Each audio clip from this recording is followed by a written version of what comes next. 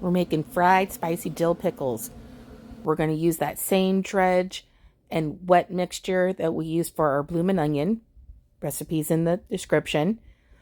And we're going to do the same methodology. We have dried our pickles. We need to start with a dry pickle. And then we're going to go from our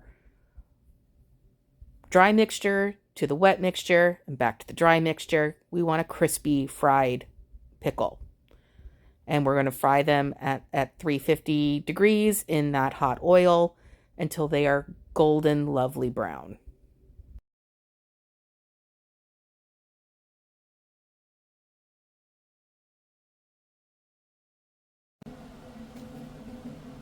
I'm going in.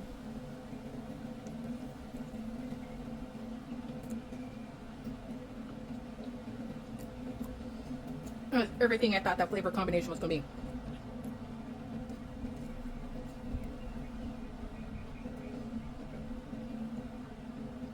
Definitely worth your time to do the spicy pickle.